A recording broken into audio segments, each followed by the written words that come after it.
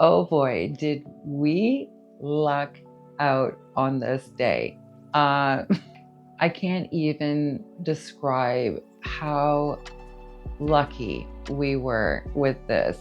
This is a bucket list experience, and to have the blue skies that we did was phenomenal. So this video, I'm gonna go over a full day with views of Mount Fuji. Let's get started.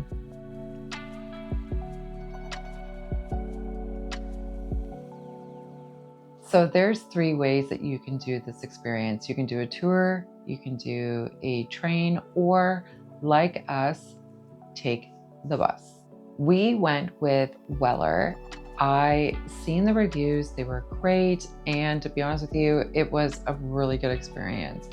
We took the bus out of Tokyo Station, and I will say this, the one reason I really liked going with this bus company was because they send you an email after midnight on where to meet the bus at Tokyo Station and also a picture of the bus that you're taking. Let me tell you, it is so simplified. I absolutely loved it. This bus will take you from Tokyo Station down to Fuji Station.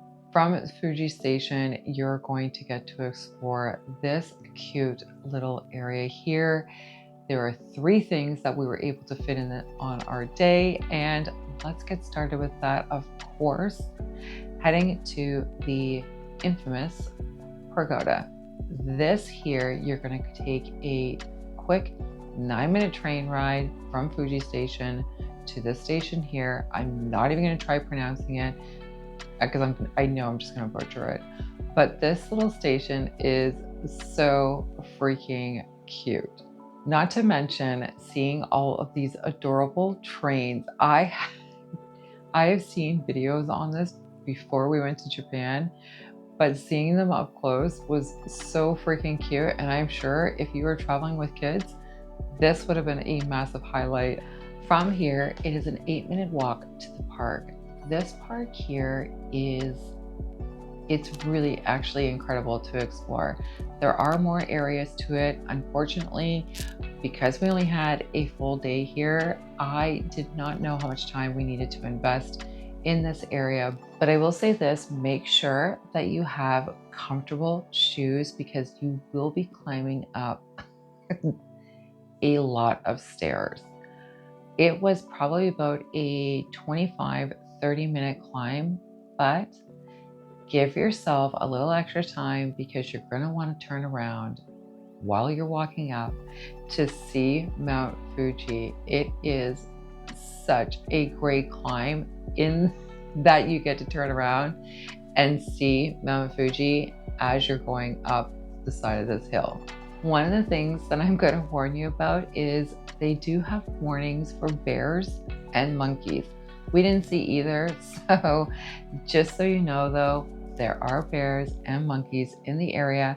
One of the things I was super happy about was that there was still a cherry blossom tree at the top where the pagoda was. Now we did get here quite early, so I will suggest if you're coming here, our bus left Tokyo at 6 o'clock in the morning. We got there about maybe 8:30 to the actual pagoda, and it was really busy. So if you're wanting to avoid the crowds, I suggest getting there at about 6:30, 7 o'clock in the morning.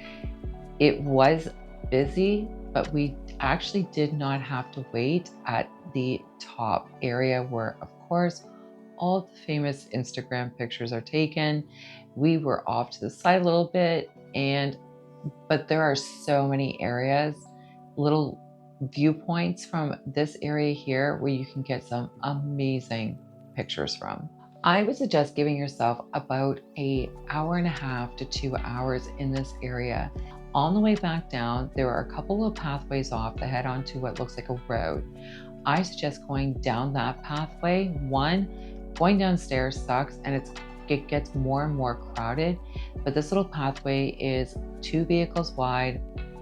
It's really cute, but it also takes you to this adorable shrine. Now, one of the things I forgot to mention in my last video, which you definitely want to go and check out, is the Goshen stamps. Now, these are stamps that you can get at any of the shrines. They are a perfect souvenir, and you're only going to be spending about 500 to 1,000 yen for each one. If you plan on visiting a lot of shrines, one of the things I definitely suggest to do is to make sure that you get the book. This book is one thing that you have to make sure that it's an actual stamping book for Goshen stamps. But if you're not planning on visiting a whole bunch of them, I suggest just getting yourself a stamp at the ones that mean the most to you. One of the other things I forgot to mention in their video is the fortune. This is, oh, it's such a really cool experience if you get a good one. We did it at the Senjoji. You put in, I think it's 100 yen. You shake up a little canister, you get a stick, it gives you a number, you pull the number up, you open the drawer with that number, and you get your fortune. You make a wish while you're getting your stick.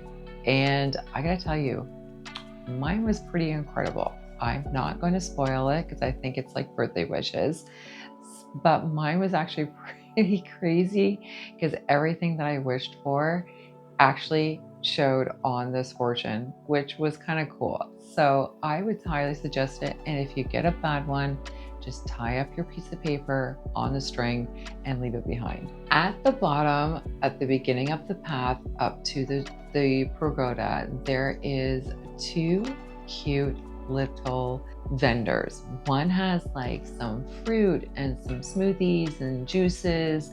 The other one has food. If you're hungry, I highly suggest going here. My nephew got a burger, and Jody and I split a scallops and dumplings, and they were really good. But the burger was really good. It had like a soy sauce sauce on it. I don't even know how to describe it. Just trust me, the burger is phenomenal.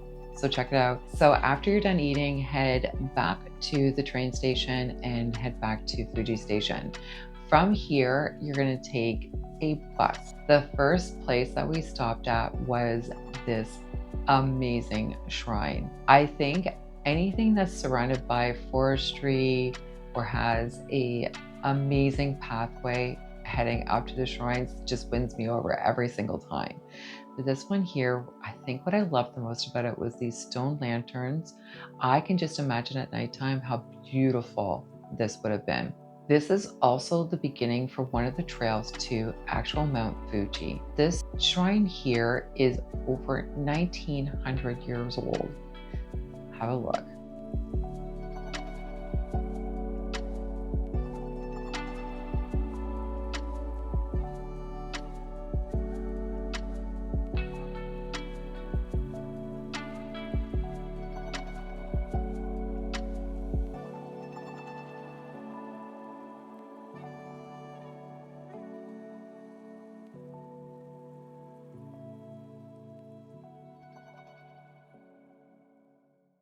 I would say give yourself about an hour to an hour and a half here to cover all the grounds. There are a few trails that you can do here that look like they would be amazing, but I give yourself an hour and a half, 2 hours here. I am taking a quick break to ask for your support. One of the ways you can help support this channel for free is by liking, subscribing, sharing, and commenting on these videos. So if you haven't already, hit the like button.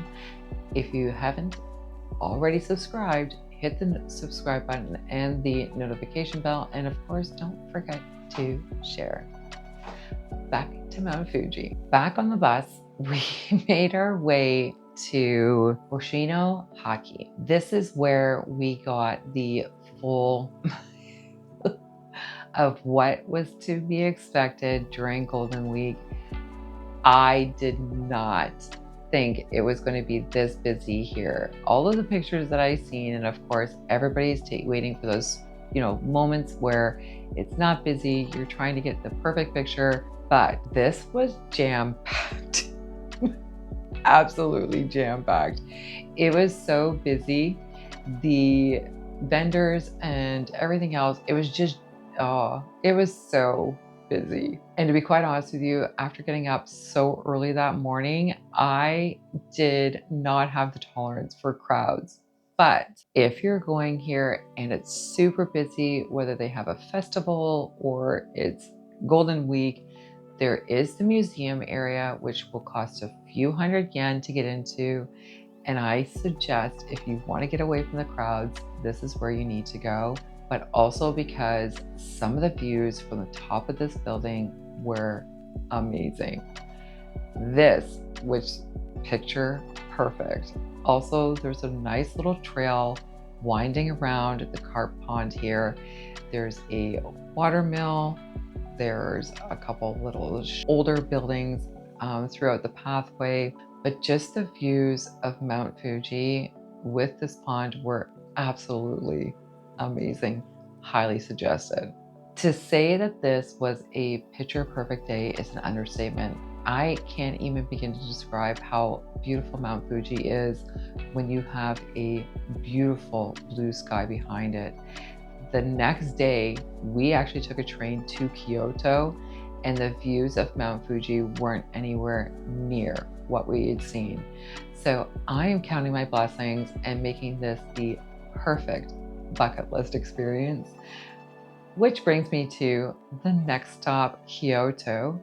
So next video is everything you need to know about Kyoto, again, during Golden Week, but some of my top experiences in and around Kyoto. So I'm going to leave this video here. We'll see you in a couple weeks. If you like this video, give it a thumbs up. If you haven't already subscribed, hit that subscribe button and of course the notification bells so you will get to see all of my future videos. And if you think anyone's going to benefit from this video, don't forget to share. We'll see you in a couple weeks, everyone. Bye for now.